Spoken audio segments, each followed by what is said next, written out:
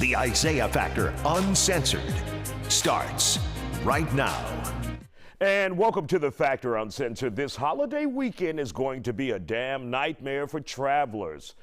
Very bad, not just because of packed airports or freeways turned into parking lots, but because gas prices continue to be high. Now, if you need a little help preparing for your weekend trip, we've got you covered tonight.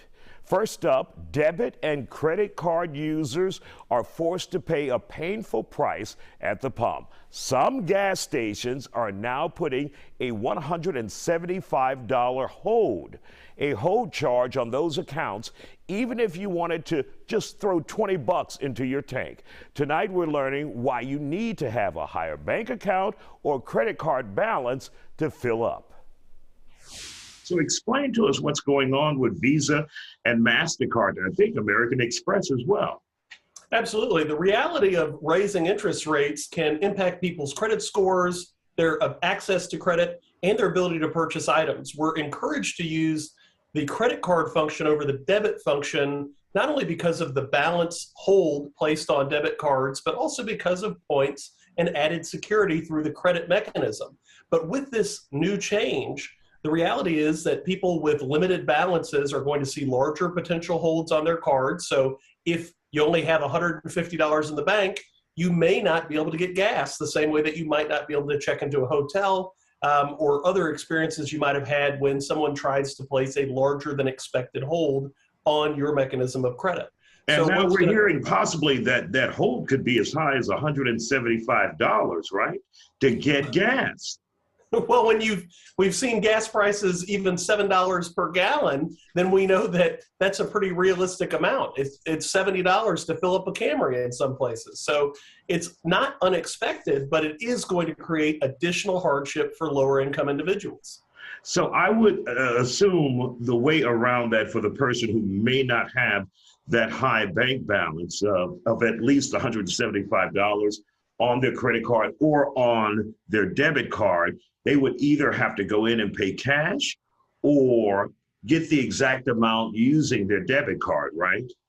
Correct. And if they go inside, the institution can, on a debit card, extract that exact amount, but the credit company is typically going to place a safeguarding hold to make sure that whatever balance is due in the future has an allocated amount, so that gap protection, as it were, between what's purchased and what could be purchased. But one of the challenges is how many people use cash these days.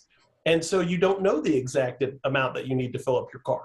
Well, you may have to go pull out that little 20 Right. to make it work and to get to work at home that day. Now, there is a gas boycott that we're expecting over the 4th of July weekend. Exactly what is that about?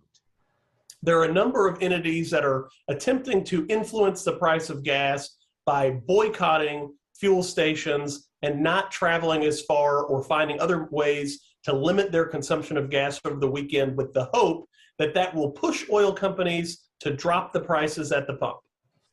How likely is that to happen?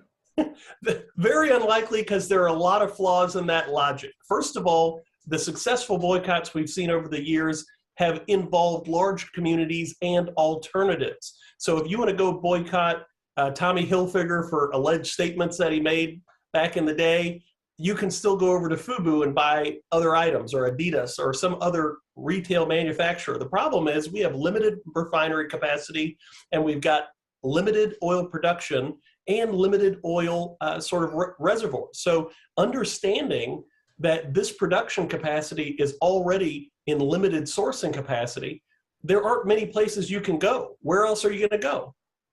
Exactly. It's like having a captive audience. Now, Dr. Von Biedenfeld, we know because of all the problems they're having with the airlines this holiday season, AAA says they expect at least 42 million people to drive. So the gas companies will be making their money this weekend. Absolutely. And that's what I mean by the alternatives. The reality is, if you don't drive to your expected plans, if you don't fly there, you probably can't walk to South Padre.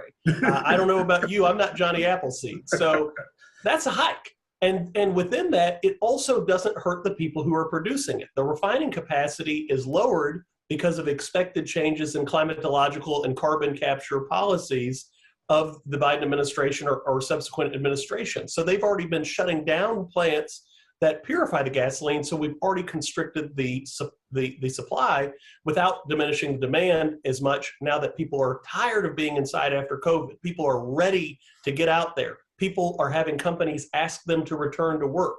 And so one of the other flaws is if you boycott the gas stations, you're really hurting franchisees who count on that expenditure of your money at their pump stations, maybe buying some food or drinks on the way to the beach, to sustain their small businesses, because the oil companies have already booked their record profits and sent them back out to shareholders. So this really isn't going to fly, because people who know, and we know that while maybe more than 60% of the people getting together are under age 35 for Instagram or Twitter, we know that all the wealth is controlled by people over 45.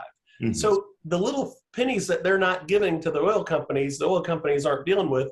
It only hurts the small businesses, the franchisees that need you to buy those products and come in and get a Powerade or some other convenience good on your way to the beach. Now, I think you may have hurt the feelings of millennials saying only pennies. They're pennies. Right. Dr. Dietrich Von Biedenfeld, thank you for joining us from the University of Houston downtown. Always good to see you, sir.